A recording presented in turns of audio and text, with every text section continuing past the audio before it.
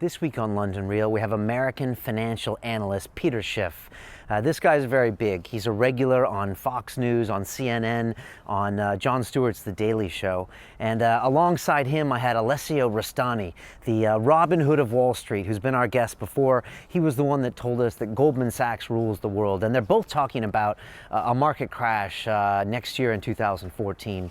And I spoke to Alessio, and he has decided to offer a free trading webinar for London Realers or anyone else who wants to get involved. It's going to be on Thursday, December 5th at 8 o'clock GMT. He's going to teach you how to recognize when there's going to be a market crash, how to protect your own investments, and even profit from such a crisis.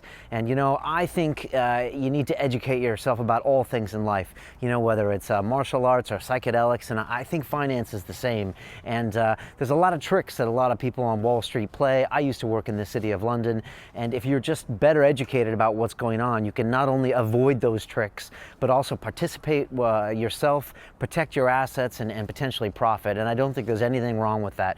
You know, we all make choices with our money when we buy things every day, and if you choose to avoid buying something that's going to hurt you and buy something that's going to help you, then that's just investing, and that's just intelligent. So please join me. It's going to be a live webinar. Like I said, it's free. I'll be there. It's going to be 8 o'clock December 5th. You can go to leadingtrader.com/2014 or click on the link below, enter your email address. It's a great internet technology. Alessio's fantastic. I'll be there for a bit of a chat before him, and then I'll let him rip with technical trading and let him give you all the secrets of trading. So please check that out. Educate yourself about these markets. They're not as complex as you think they are, and look forward to seeing you on December 5th.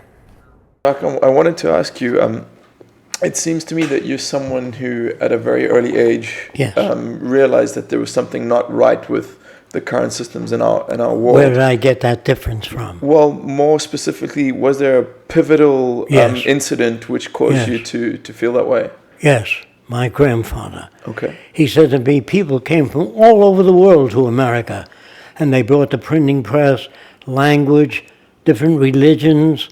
He says, if you love the world, never pledge allegiance to any one country. They're all corrupt. Pledge allegiance to the earth to take care of it. Never dump toxic materials into rivers. The U.S. Army, about 40 years ago, dumped 67 tons of nerve gas off the coast of Miami. These American soldiers, they must be stupid beyond description, because they don't even know they obey orders. You don't obey orders, you listen to ideas. If they don't make sense, you question them till they do make sense. So what happened? My grandfather made it impossible for me to pledge allegiance to the American flag. So when the teacher said, we're all going to pledge allegiance today, I said, I'm sorry, I can't do that. She didn't ask me why. She grabbed me by the ear right to the principal's office, and she said, he doesn't want to pledge allegiance. So the principal said to the teacher, you're excused. The minute she left the room, he put his arm around me. He says, why don't you want to pledge allegiance? Everybody does. Yeah. I said, everybody once believed the earth was flat. That doesn't make it flat. So I said, well, what do you think of our teaching methods? Terrible. What do you think of American history? Strictly BS, bad science, or bullshit, depending on your background. So he said, what's the matter with American history? I said, everybody in a history book always says the right thing. When you read of science, you'll find out that Edison had to go through 7,000 different elements before he found the one that would burn. No politician makes the right decisions. They make mistakes. They make erroneous decisions. So history books don't look like that. They look like they're trying to get people to be uniform. Then you can control them if they have similar values. But if you brought up people as individuals, you'd have 50 different political parties, not Democrats and Republicans.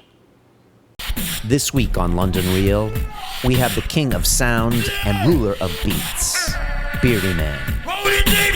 I see your boy stays true to his grandma. Quack, quack, quack, quack, quack, quack, quack, quack, quack. Yeah! You imagine music in your head, and it just happens, which is something that many have dreamt of doing, but no one's ever bothered to try really.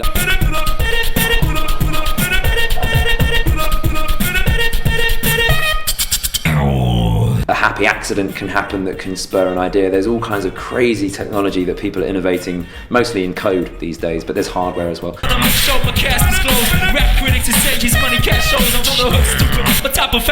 The next stage that I'm working on, which is all very technologically based, this is something which I've always wanted to do, which is the idea of being able to do what you can do with beatbox, but have it not be shit.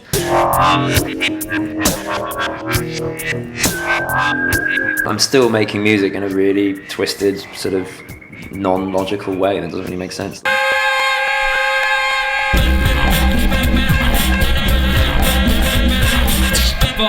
Right now, as we speak, I'm at number 2 in the charts with a track I did with Fatboy Slim and Calvin Harris, and it's the dumbest thing I've ever done.